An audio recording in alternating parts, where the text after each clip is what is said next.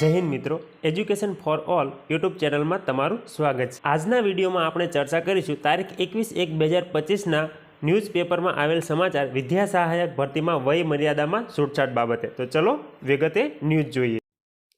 રાજ્ય શિક્ષણ વિભાગની પ્રાથમિક શાળામાં વિદ્યા સહાયકની ભરતીમાં વય મર્યાદા છૂટછાટ આપવા અંગે કેટલાક ઉમેદવારોએ શિક્ષણ મંત્રીને લેખિતમાં રજૂઆત કરી છે। ઉમેદવારોની ફરિયાદ છે કે સરકારે ભરતી પ્રક્રિયામાં વિલંબ કર્યો હોવાથી અમારી વય મર્યાદામાં વધારો થઈ ગયો છે। સરકાર દ્વારા આ ભરતી વર્ષ 2011ની ટેટ પાસ ઉમેદવારોને માન્ય ગણાય છે, પરંતુ જો વય મર્યાદા વધારવામાં નહીં આવે તો અનેક ઉમેદવારોને અન્યાય થશે। પૂર્વ શિક્ષણ મંત્રી જીતુ વાઘાણી દ્વારા તારીખ 7 સપ્ટેમ્બર 2022ના રોજ જાહેરાત કરાઈ હતી કે વિદ્યા સહાયકની ભરતી 2 તબક્કામાં યોજવામાં આવશે। પ્રથમ તબક્કામાં 2600 જગ્યા પર ભરતી પ્રક્રિયા હાથ ધરાશે અને બીજા તબક્કામાં 2760 જગ્યા પરની ભરતી પ્રક્રિયા ટેટ 1 અને ટેટ 2ની પરીક્ષા યોજાયા બાદ કરાશે। જે અન્વયે રાજ્ય પરીક્ષા બોર્ડ દ્વારા મે 2023માં ટેટ 1 અને ટેટ 2ની પરીક્ષા પણ યોજાઈ હતી। એટલું જ નહીં, નવેમ્બર 2023માં ભરતી કરવા માટે સરકાર દ્વારા નિયામક કચેરીને લીલી ઝંડી પણ આપવામાં આવી હતી। પરંતુ સમગ્ર ભરતી પ્રક્રિયાની જાહેરાત અને ફોર્મ ભરવાની કાર્યવાહી છેક 7 નવેમ્બર 2024માં શરૂ કરવામાં આવી છે। જે ઉમેદવારોની વય મર્યાદા વધી છે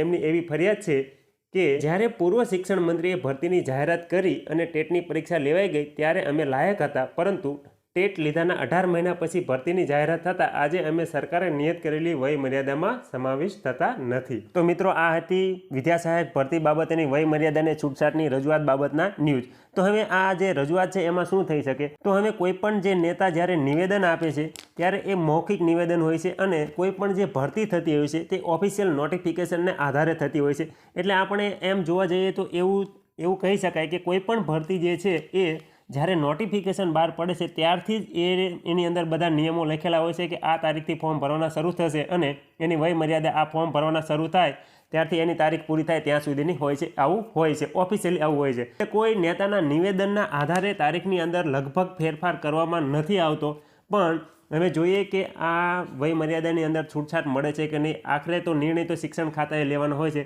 તો મિત્રો, આ હતા તાજેતરના વિદ્યા સહાયક ભરતી બાબતના ન્યૂઝ। શિક્ષણને લગતી દરેક અપડેટ મેળવવા માટે આપણી ચેનલને સબસ્ક્રાઈબ કરો। ફરી મળીશું નવા વિડીયોની અંદર નવા સમાચાર સાથે। અસ્તુ, જય હિન્દ।